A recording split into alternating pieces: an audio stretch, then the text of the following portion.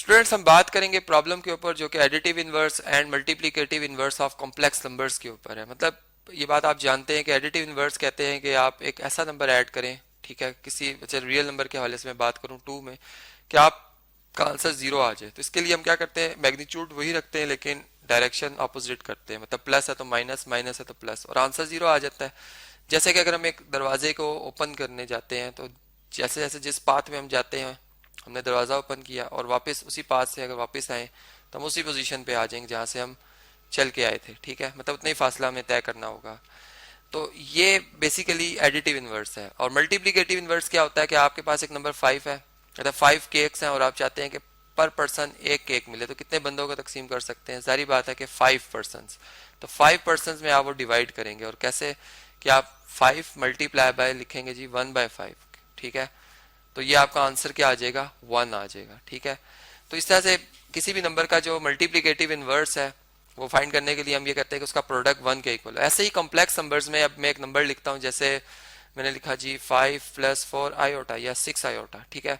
अब मैं चाहता हूँ कि मैं देखना चाह रहा हूँ कि मैं इसमें कौन सा वो ऐसा नंबर ऐड करूँ कि मेरा आंसर 0 + 0 आयोटा आ जाए। मतलब कि 0 भी एक कम्प्लेक्स नंबर है, इसलिए कि इसका रियल पार्ट भी 0 होता है और इमेजिनरी पार्ट भी 0 होता है, इसलिए मैंने इसको यहाँ पर कंप्लीट डिस्क्राइब करके बता दिया, ठीक है। कॉम्प्लेक्स नंबर्स में चूंकि रियल और पार्ट और इमेजिनरी पार्ट दोनों बताएं तब जाके वो बात मुकम्मल होती है। एक रियल नंबर है उसके लिए हमें इमेजिनरी पार्ट शो करने की जरूरत नहीं होती है, ठीक है। अब यहाँ पर मैं वो नंबर जो मैंने फाइंड करना है वो है a + आयोटा b, मतलब उसका रियल पार्ट a है और b इसका इमेजिनरी पार्ट है, जो कि मैं इसमें ऐड करूंगा मेरा आंसर 0 + 0 आयोटा आएगा। अब वो फाइंड कैसे कर सकते हैं हम? यहाँ पर अगर आप देखें तो इन दोनों नंबर्स को अगर हम ऐड करें तो ये 5 और a ये रियल है, ठीक है। ये आपस में ऐड हो जाएंगे, 5 + a आ जाएगा। अब a की जो भी वैल्यू हो वो हम लिख सकते हैं यहाँ पर। और जो ये 6 आयोटा और b आयोटा है, इसमें से अगर आप आयोटा कॉमन ले लें तो ये b + 6 आ जाएगा, जो कि दोनों के साथ आयोटा, मतलब ये इमेजिनरी पार्ट है, ठीक है। इसे मैं IMG इमेजिनरी पार्ट कह देता हूँ इस नंबर का। और ये जो है हमारे पास ये क्या है जी, रियल पार्ट है, जो कि मैंने नंबर लेफ्ट साइड पे लिखा हुआ है। अब जो राइट साइड पे है इसका जो रियल पार्ट है वो 0 है, ठीक है, ये इसका रियल पार्ट है। और जो हमारे पास +0 आयोटा है, 0 आयोटा है, इसमें जो 0 ये 0 है, ये इमेजिनरी पार्ट है राइट साइड पे जो नंबर लिखा हुआ है उसका, ठीक है जी। तो अब हमने ये बात भी पढ़ रखी है कि दोनों जो भी कॉम्प्लेक्स नंबर्स हैं तभी बराबर होते हैं जब उनके रियल पार्ट्स और उनके इमेजिनरी पार्ट्स मैग्नीट्यूड में सेम हो। मतलब 5 + a और इधर 0, मतलब नंबर उनकी उनकी क्वांटिटी सेम हो, ठीक है, उनकी क्वांटिटी सेम हो। डायरेक्शन वाइज भी फिर हम सेम ही रखते हैं उन्हें, ठीक है। साइन जो भी आ रहे होते हैं वही रखते हैं। इसी तरह जो b + 6 है, इसका ये इसका इमेजिनरी पार्ट और इसका 0 ये भी इसके इक्वल होगा। अब यहाँ से a और b की वैल्यू फाइंड करना बड़ा आसान है हमारे लिए। हम इस तरह से फाइंड कर सकते हैं कि अगर आप इधर देखें तो ये 6 जो है इसको अगर दूसरी साइड पे शिफ्ट करना हो तो इसका एडिटिव नंबर -6 दोनों पे ऐड करेंगे, जो कि इधर से कैंसिल हो जाएगा, यहाँ पे सिंपल b रह जाएगा। चूंकि 0 एक एडिटिव आइडेंटिटी जो कि किसी भी नंबर में ऐड हो वही नंबर दोबारा आता है। और 0 में से 6 का डिफरेंस देखा जाए वो है -6, ठीक है, -6। तो ये आपके पास क्या आ गया, b की वैल्यू आ गई है। और यहाँ पे अगर आप देखें तो a + 5 है, -5 दोनों तरफ ऐड करेंगे तो a = 0 - 5 -5 आ जाएगा। ये आपके पास a की वैल्यू आ गई। अब इसको हम चेक भी कर सकते हैं कि आया हमने बात दुरुस्त की है। तो देख सकते हैं आप यहाँ पर कि 5 और ये a की वैल्यू 5 है, मैग्नीट्यूड सेम है, डायरेक्शन ऑपोजिट है, आंसर 0 आएगा।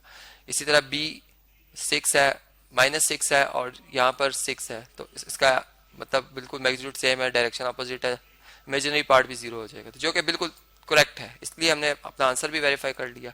साथ ही अब एक और एग्जांपल करते हैं जी, जिसमें कि हमने मल्टीप्लिकेटिव इनवर्स के ऊपर जैसे बात की थी। एक कॉम्प्लेक्स नंबर में लिखने जा रहा हूँ -3 - 5 आयोटा, ठीक है। मैंने कुछ नंबर ऐसा सिलेक्ट किया जो कि नेगेटिव में है, उसके साथ साइंस। अब मैं जो इसके मतलब एक कॉम्प्लेक्स नंबर है तो इसका जो मल्टीप्लिकेटिव इनवर्स होगा वो भी एक कॉम्प्लेक्स नंबर होगा, ठीक है। वो भी एक क्या होगा जी, कॉम्प्लेक्स नंबर होगा, जिसको कि मैं जब इस नंबर से मल्टीप्लाई करूंगा तो मेरा आंसर जो है वो 1 आएगा। 1 जिसको कि चूंकि कॉम्प्लेक्स नंबर के वाले से मैं बात कर रहा हूँ तो +0 आयोटा भी लिखूंगा मैं, ठीक है। मतलब 0 इसमें क्या है, इमेजिनरी पार्ट है, इमेजिनरी पार्ट है 0, और 1 इसमें क्या है, रियल पार्ट है, रियल पार्ट है, ठीक है जी। तो अब देखें जो नंबर हम फाइंड करें वो हम नहीं जानते, इसको x + आयोटा y भी लिख सकते हैं और a + आयोटा b भी लिख सकते हैं, ठीक है। अच्छा जी, अब हमने डिस्ट्रीब्यूटिव प्रॉपर्टी पढ़ रखी है। ये नंबर एक कॉम्प्लेक्स नंबर है जो कि तभी मुकम्मल डिस्क्राइब होता है जब इसके रियल और इमेजिनरी पार्ट दोनों बताए जाएं। इसी तरह ये भी रियल और इमेजिनरी दोनों लिखेंगे तो ये कॉम्प्लेक्स नंबर मुकम्मल होगा। तो इसका मतलब कि इसका जो रियल पार्ट है वो अकेला खाली इसके रियल पार्ट से नहीं मल्टीप्लाई होगा, बल्कि वो इसके होल नंबर से मल्टीप्लाई होगा, क्योंकि प्रोडक्ट ले रहे हैं तो इसमें कोई भी पार्ट मुकम्मल, मतलब जब एक नंबर को दूसरे नंबर से मुकम्मल मल्टीप्लाई किया जाता है तो वो उसका कोई पार्ट रिमेनिंग रहता नहीं है, ठीक है। तो -3 ने इस पूरे से मल्टीप्लाई होना है, और इसका -5 आयोटा ने भी इस x प्लस आयोटा y या y आयोटा इससे इस नंबर से मुकम्मल मल्टीप्लाई होना है, और इसका आंसर आएगा 1 प्लस 0 आयोटा, ठीक है जी।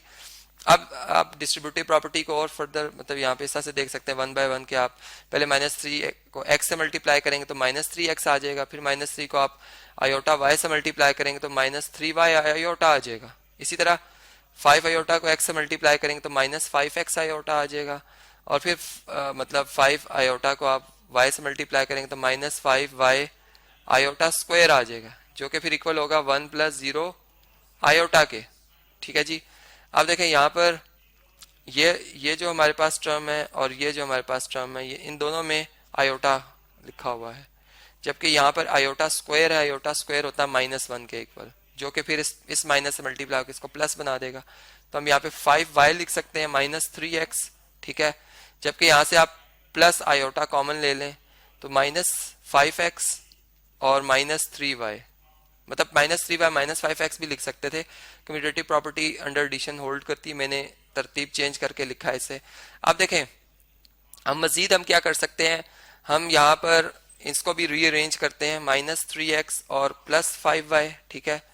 ये रियल पार्ट है, ये रियल पार्ट है, इस मतलब जो मल्टीप्लाई करने के बाद नंबर आ रहा है कॉम्प्लेक्स नंबर, ठीक है। और आयोटा के साथ ये जो कोफिशिएंट है -5x -3y, ये इमेजिनरी पार्ट है, इसे मैं IMG पार्ट कह देता हूँ, इमेजिनरी पार्ट है, ठीक है। जबकि यहाँ पर 1 रियल पार्ट और 0 इमेजिनरी पार्ट है। तो इसका मतलब यहाँ भी हम वही डेफिनेशन के दो कॉम्प्लेक्स नंबर इक्वल हैं तभी बराबर हो सकते हैं, उनके रियल पार्ट्स आपस में बराबर हो। -3x + 5y = 1, रियल पार्ट्स आपस में बराबर हो और इमेजिनरी भी पार्ट्स बराबर हो, ठीक है जी। तो -5x -3y ये किसके इक्वल होगा, 0 के इक्वल हो जाएगा, ठीक है। ये हमारे पास लीनियर इक्वेशंस बन गई, एक सिस्टम बन गया लीनियर इक्वेशन का, जिनको कि अगर हम क्रैमर रूल से सॉल्व करना चाह रहे हैं तो हम मैट्रिक्स फॉर्म बनाएंगे इनकी, ठीक है, मैट्रिक्स फॉर्म। और इसमें हम यहाँ पर इसको कोफिशिएंट मैट्रिक्स लिखेंगे, यहाँ पर हम अननोन मैट्रिक्स मतलब जो x मैट्रिक्स है, और यहाँ पर कांस्टेंट का मैट्रिक्स जो कि b होता है, ठीक है, ये x है और ये a है। अब इनकी एंट्रीज को दर्ज कर लेते हैं। हमारे पास x के कोफिशिएंट है -3 -5, y के कोफिशिएंट है 5 और -3, ठीक है। जबकि यहाँ पे 1 0 सॉरी यहाँ पर xy आएगा, xy, ठीक है। जब ये मल्टीप्लाई होंगे मैट्रिसेस तो वापस ये इक्वेशन बननी चाहिए, और यहाँ पे आएगा 1 0। अब देखें हम ए मैट्रिक्स का डिटर्मिनेंट फाइंड करते हैं सबसे पहले, ताकि ये देखा जाए कि आया कि सोल्यूशन भी एग्जिस्ट करता है या नहीं, ठीक है। तो यहाँ से -3 से पहले प्रिंसिपल डायगोनल को मल्टीप्लाई करते हैं, फिर लीडिंग मतलब जो है सेकेंडरी डायगोनल को मल्टीप्लाई करते हैं, ये आ जाएगा 9, और ये आ जाएगा, चूंकि हम डिफरेंस ले रहे होते हैं -25, तो ये माइनस माइनस प्लस हो जाएगा 25 9 में, जो कि ऐड होने के बाद बन जाता है 34। 0 नहीं है, इसका मतलब कि सोल्यूशन जो है वो पॉसिबल है, सोल्यूशन जो है वो सोल्यूशन इज पॉसिबल, ठीक है जी, सोल्यूशन पॉसिबल है। तो अब इसे आगे हम इसको सॉल्व करते हैं, कैसे जी, हम क्रैमर रूल्स यूज कर रहे हैं। तो बाय क्रैमर्स रूल यह बात जानते हैं कि जो हमारे पास x है वो किसके इक्वल होता है जी, वो आप ax मैट्रिक्स बनाते हैं, उसका डिटर्मिनेंट लेते हो और डिवाइडेड बाय a मैट्रिक्स करते हो। जबकि इसी तरह जो y की वैल्यू वो कैसे फाइंड करते हैं, ay मैट्रिक्स बनाते हैं और इसको डिवाइड करते हैं a मैट्रिक्स के डिटर्मिनेंट से, ठीक है। तो यहाँ पर अब ax मैट्रिक्स क्या कैसे बनेगा, ठीक है। इसके लिए हम क्या करते हैं, ये x के मतलब वेरिएबल के कोफिशिएंट्स हैं, इनको हम रिप्लेस करते हैं इस b से, तब यहाँ पे आएगा 1 0, जबकि 5 और -3 अपनी जगह पर है ऐसे ही, ठीक है। और a डिटर्मिनेंट 34 है, तो ये हमारे पास क्या बनेगा, 1 मल्टीप्लाई बाय -3 और 0 मल्टीप्लाई बाय 5 0। तो -3 और 34 ये हमारे पास आ जाएगी वैल्यू x की। इसी तरीके से अगर हमने y फाइंड करना है तो y हम कैसे फाइंड कर सकते हैं, ay मैट्रिक्स बनाएंगे, ठीक है। यहाँ पर इसको बना लेते हैं जी, कैसे जी? इसमें अब y वाले जो कोफिशिएंट्स इनको नहीं लिखेंगे, ठीक है, a वाले लिखेंगे, x वाले लिखेंगे -3 -5 और यहाँ पे आ जाएगा 1 0 और डिवाइड कर देंगे a डिटर्मिनेंट से 34 से, ठीक है। तो 3 मल्टीप्लाई बाय 0 0 और -5 मल्टीप्लाई बाय 1 -5, तो 0 और माइनस फार्मूले का और ये 5 के साथ भी नेगेटिव साइन, तो 0 + 5 5 ही होता है। तो 5/34 ये हमारे पास y की वैल्यू आ गई है और -3/34 ये x की वैल्यू थी। तो हमारा रिक्वायर्ड नंबर जो होगा वो x + आयोटा y था, तो मतलब -3/34 रियल पार्ट है प्लस 5/34 इसका इमेजिनरी पार्ट है, ठीक है। और ये वो कॉम्प्लेक्स नंबर है जो कि आप वो जो ऊपर गिवन कॉम्प्लेक्स नंबर था कि उससे मल्टीप्लाई करते हैं तो आंसर 1 + 0 आयोटा आता है, ठीक है। या फिर उस नंबर को इससे मल्टीप्लाई कर दें या इसको उससे, दोनों की सूरत में, दोनों के मल्टीप्लिकेशन की सूरत में आपको 1 + 0 आयोटा ही आंसर मिलेगा, जो कि आपका आपकी एक असाइनमेंट है, आपका होमवर्क है, आप इसे चेक करेंगे।